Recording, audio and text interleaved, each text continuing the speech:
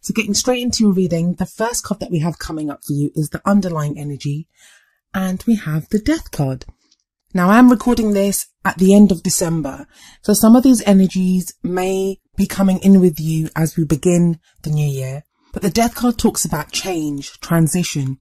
It speaks of the death of an old situation and the birth of a new situation. And that's the great thing about the Death card. While it does talk about things dying away, things leaving our life, they always do so to make room for the new that is to come in. And that's very much the kind of period that you're in at the moment. The change itself is not sudden. And you're not the first reading that I've done that has the Death card come up. That's quite a normal card to get at this time of the year, because the energy around the new year is always one of change. Usually we're letting go of old things and making plans and all the new things that we want in the new year. Well, what are the changes about very specifically for your love life? Well, with the Ten of Wands coming up at the heart of your reading, that tells me that you're finding better ways to do things. That seems like a strange interpretation for this card, but if we look at this man, he's carrying this great burden on his back.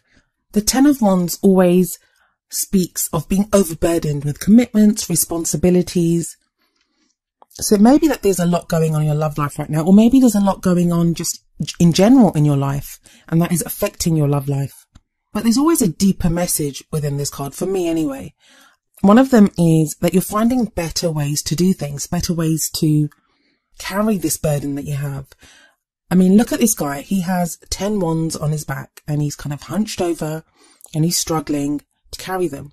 Now, there could be a better way to carry them. He could put 5 under one arm, 5 under the other. And it may be easier for him to walk rather than have them right on his back like that. So one thing that you may be doing at the moment, that might be part of your change that you're going through, this change and transition that the Death card signifies, is that you may be finding better ways to do things.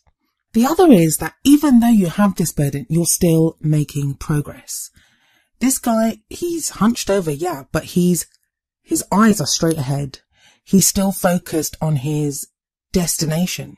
He's still moving ahead.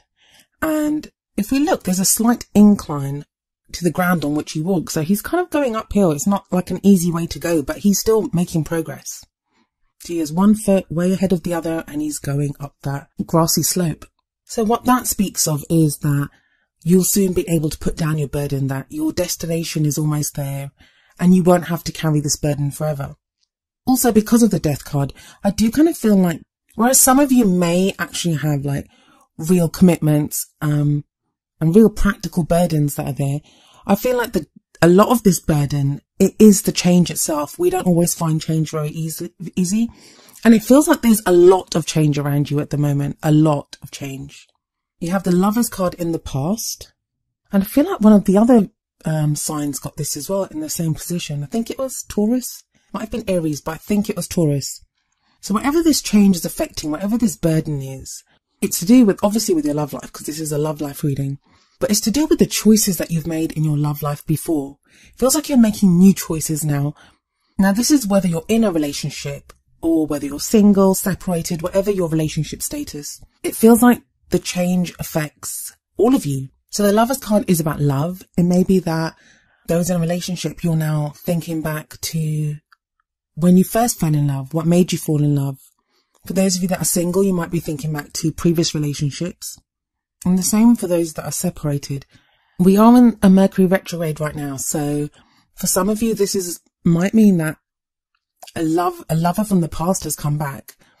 Now, usually when I look at the past energy, it's usually the energy that comes in from the previous month or the recent past. I've not been getting that in these readings. And I think that's because it is the new year and a lot of us are looking back. So the Lover's energy here, it may be referring to something that happened much earlier in the year, not just something that happened in December. So like I said, this could be to do with a love that returns from the past. And that leads to the Five of Wands in the present. The Five of Wands can be to do with some kind of conflict, but it's not like the Five of Swords energy. It's more, I mean, look at this guy. They always look like they're like play fighting or practicing how to fight. So for me, that always says that any kind of obstacles or any problems that come up for you, they're seen more as a challenge, something that you can overcome, rather than anything that's going to hinder your progress. And in your reading, actually, because you've got the 10 in the middle, this would actually be halving your problems if you think about it. So if someone has come back from the past, their purpose for coming back will be to help give you a sense of closure if that's something that you need but weren't able to get in the past. But it does feel like whatever that burden is, remember I said for the 10 that it's about finding a better way to do things. This feels like you are. It feels like you are finding better ways to conduct your love life. And I know that sounds like a really strange thing to say, but you feel less stressed out about it for some reason.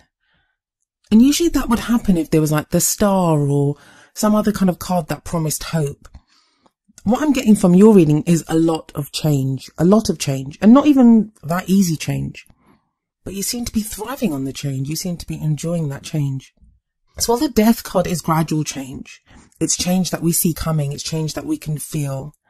That cannot be said about the card that comes up in the future, which is the Tower. The Tower is sudden, unexpected change that comes in. Now I'm like just going through the kind of general meanings of the cards at the moment, but I promise I'm going to go back over them. I just want to get the story out for the past, present, future especially. So in the past, we've got this Lovers situation, and the Lovers card can indicate a choice. So it may be a choice that you made in your love life, but it also can be a relationship that you had. Very beautiful, loving relationship. But at the moment, there's a lot of vying, sparring. I always see this as a sparring kind of card, but you can handle that. But then there's this Tower situation, which is basically like lightning bolt hitting this tower and just bringing it down to the ground. And a lot of people don't like the Tower card. I like it because it's the kind of change that we need in our lives. It's very much about anything that's not built on a firm foundation just being brought right down, so we can rebuild something stronger and something new, something that is better for us. Now that doesn't sound like a good thing, but often it is. Often it helps show us where our weaknesses are, show us those things that are not solid and strong in our lives. And it is actually a gift to have those things come crashing down, because we can then build something that is much stronger, like I said. So having a look at this, it feels like for those in relationships, it may be, God, it can be anything. There's so many different things that this could be, but I'll try to give a few examples based on relationship status. So if you're in a relationship, it may be that now with the 5 of Wands energy, you're trying to sort things out with your partner, that there's things that you're trying to do, to work together, there could be some kind of conflict, but nothing that appears to be too serious. But then the Tower, something unexpected. So you may get some unexpected news from a partner. Could be some unexpected news external to your relationship. And it's that news that brings this Tower crashing down. Now, for those relationships that are strong, when something like this happens, it makes your relationship stronger, because it brings you together to fight against whatever this other thing is, if it's external to your relationship. For those relationships that have just been like papering over the cracks and, you know, trying to keep going, but really there isn't a strong foundation there, this could signify the end of those relationships. Like, I'm not seeing breakups, not really. I'm not seeing heartache or any of those things. But it feels like the Tower here, it's for your good. It's there to show you that which is weak and to help with things are strong. For those that are single, it doesn't even have to be like literal bad news. This can be the bringing down of ideas that we have about love or ideas that we have about relationships. The reason we look at the past is to show us where we come from, and that has led to where we are now, and that is leading to where we could go in the future. No future is written in stone. It can always be changed. So there is this opportunity coming in, the Tower, and it depends on the individual or that couple or relationship, how the impact of this Tower energy, how it impacts your relationship. For some people, those that fight the change, and especially if you have this kind of underlying change of the Death card anyway, for those that fight the change, it's obviously going to be harder. For those that go with it, that are open to it, that allow the change to happen, it's obviously going to be much easier. So only you can know within your situation how easy or difficult this change will be. For those of you that are single, The Tower could signify unexpected news from someone from the past. I keep going back to that Lovers card in the past, and that keeps speaking to me of a relationship from the past. Or it may just be that whatever the energy is now with that Five of Wands energy, where it feels like you're trying to feel things out, you're trying to change things up. And don't forget that the Tower sits directly beneath the Ten of Wands, and that Ten of Wands is this burden that we're carrying. And it's interesting to me that there is a full moon in that Ten of Wands, which tells me that this could be something that happened around the full moon in Cancer. For some of you, it may be the other way around, that rather than your burden being halved and you have the Five of Wands there, it may be the other way around, that you've been underestimating the burden that you have, thinking that it's the Five of Wands, when it might be more serious than that, and it's the Ten of Wands. But I think the Tower, it's a cleansing energy. There's always healing after the Tower. There's always healing after the Tower. So no matter what the change is, no matter how it hits your life or what the shock of it is, there will be healing from this. It will cleanse the energy in your life. What's really getting to me is like we see the Death card and the Tower lies across from it. So the Death card is this transition, this change anyway. Then the Tower's unexpected change. And then it's the Ten of Wands and the Five of Wands that lie diagonally from each other.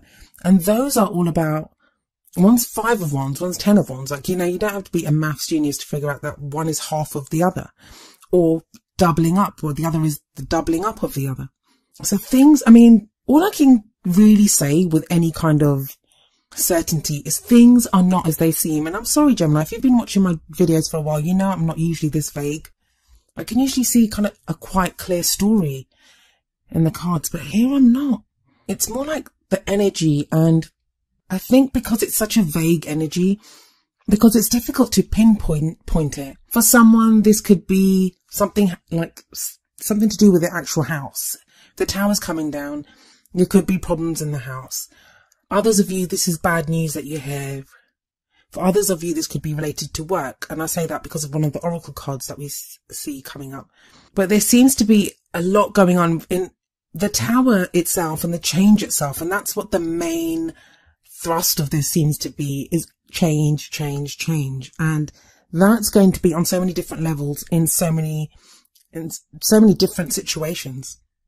So I'm sorry I can't get more precise than that. What I can tell you though is the crowning energy, and the energy that takes you into the middle of January. And this is more about your thinking, what your goal is, what's your aim, ambition, where are you headed? You have the Ace of Pentacles, so that's a new beginning. It can be a new way of making money. It can be a lump sum of money as well. I mean, I keep getting money, but I'm only saying that because of the oracle card that's coming up, and the burden that you've had, the weight that you've had. But whatever it is, it's a lessening of that. It doesn't have to be money. It lies underneath the Lovers card.